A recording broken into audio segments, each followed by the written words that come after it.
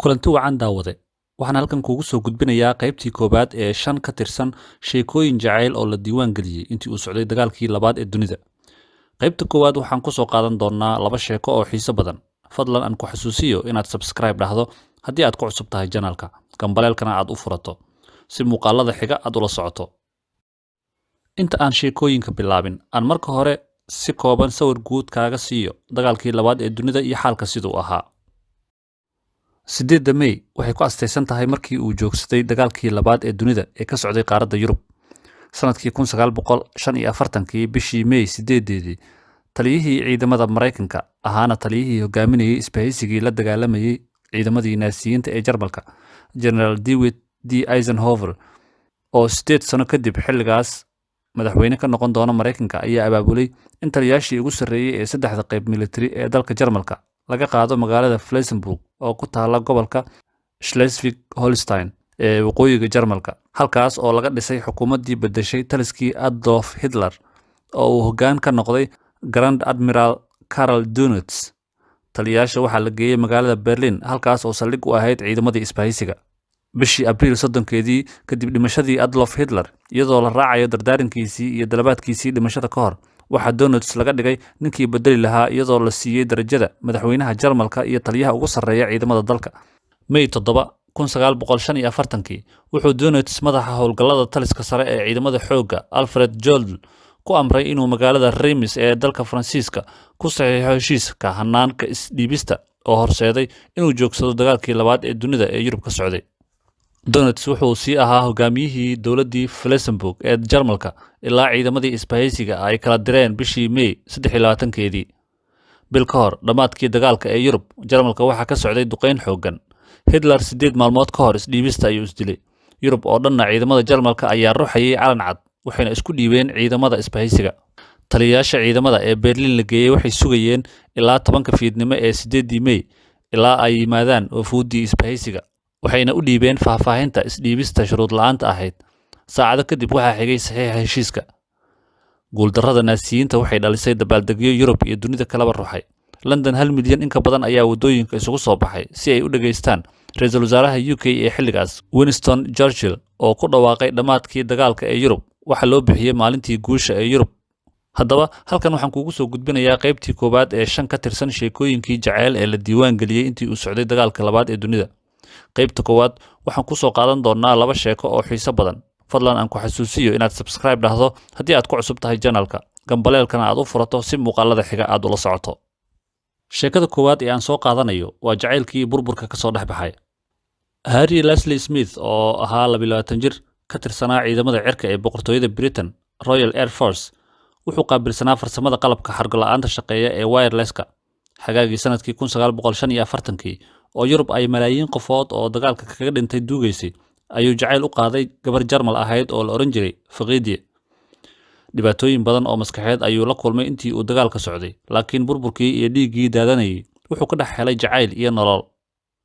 bishii May, maalintii isdhiibista ee ciidamada Jarmalka, ayaa isaga iyo cutubkii uu ka tirsanaa ee ciidamada cirka ay tageen magaalada Hamburg ee Jarmalka. magaalada xilligaas waxaa baabi'iyey burburkii dagaalka iyo duqeymaha ciidamada isbahaysiga. duqeyn 3 maalmood socotay waxaa Hamburg lagu dilay 50,000 oo qofood. dadka ka badbaaday duqeynta waxay ku noolaayeen nolol aad u liidata. magaaladii labaad ee dalka ugu weyneyd ayaa dhulka lala simay. Harry, isagoo ku noqonaya saldhigga ciidamada uu ka tirsanaa ay ku lahaayeen magaalada, mar uu bannaanka soo aaday ayuu arkay Freddie oo markaasi alaabo cunto ku bedelanaysay. markii uu arkay, waxay la noqotay inay uun la mid tahay dadka Hamburg degan ee u halgamaya inay noolaadaan iyagoo tuugsanaya ama ahanaya ama xadaya, maadaama magaalada iyo dadka ku harayba ay baaba'sanaayeen. haddana wuxuu gartay waxa ay kaga duwan tahay dadka kale. Freddie waxay ilaashanaysay sharafteeda iyadoo noloshana la jihaadaysa. waxay Harry arrintaas ku noqotay arrin cajiib ah oo dareenkiisa soo jiidatay.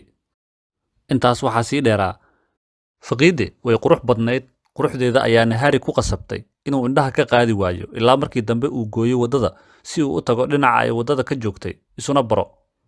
nasiib wanaag, Freddie waxay taqaanay erayo kooban oo English ah oo ay buug ka akhrisatay. wayse ka naxday markii ay aragtay askari, inkastoo ay ogolaatay inay la kulanto mar kale. xiriir jacayl ayaa dhex maray waxayna ku heshiiyeen inay isguursadaan hase ahaatee waxaa caqabad ahayd in gabadha uu guursan rabo cadow looga arko Britain maadaama ay Jarmalka u dhalatay. xiriirkooda wuu sii socday wuxuuna mar kasta isku dayay jiray inaan laga bedelin dalka Jarmalka si uu u sii joogteeyo xiriirka faqiide. labadoodaba muddo ayay ku qaadatay inay aqbalaan xiriirkooda iyo dareenka ay isu hayaan. wuxuu burburkii Hamburg ka dhex helay farxad iyo jacayl hilmaansiiyey xusuusihii naxdinta dagaalka iyo burburkii uu u soo joogay. markii ciidamadii uu la socday ay noqdeen oo la bedelay wuu ka haray Harry maxaa yeelay calafkiisa ayaa jiidanayay. wuxuu Friidiye iyo Jarmalka u arkayay mustaqbalkiisa iyo riyadiisa. wuxuu la joogay sanadkii 1946 iyo xagaagii gaajada oo ahayd waqti adag oo Jarmal badan ay gaajo u dhinteen. dulqaadkoodii wuu miro dhalay kadib markii sanadkii 1946 aqalka wakiilada ee Britain uu laalay sharci mamnuucayay guurka muwaadiniinta dalalka cadowga ay ugu yeereen ee dagaalka uu kula dhexeeyay. toddobaad kadib faqiidii ayuu guur u bandhigay wayna isguursadeen. sheekada labaadna waa lamaanihii jacaylka dagaalka labaad ee 75 sano kadib ku midoobay Faransiiska.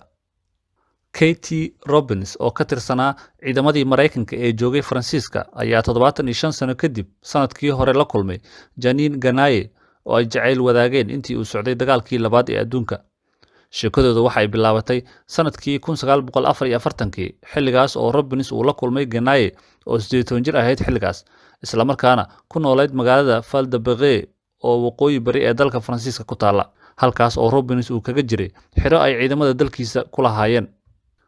muddo 3 bilood ah ayay wada joogeen halkaas. jacayl ayay isku qaadeen balse amar shaqo ayuu Robbins ku aaday furinta dagaalka iyadoo markii dambena uu dib ugu noqday magaalada Memphis ee dalkiisa Mareykanka. markii uu Mareykanka ku noqday wuu guursaday wuxuuna furtay dukaan lagu iibiyo qalabka dhismaha iyo agabka guryaha oo ay xaaskiisa Lillian wada lahaayeen. 70 sano ayay isqabeen ilaa sanadkii 2015 ay Lillian geeriyootay. muddo 5 sano ah ayay Ganaye sugaysay in Robbins uu ku soo noqdo Faransa. markii dambe ayay iska guursatay waxayna ninkeeda oo dhintay 30 sano ka hor ay u dhashay 5 carruur ah. inkasta oo nolol kale ay samaysteen haddana midba midka kale ma hilmaamin.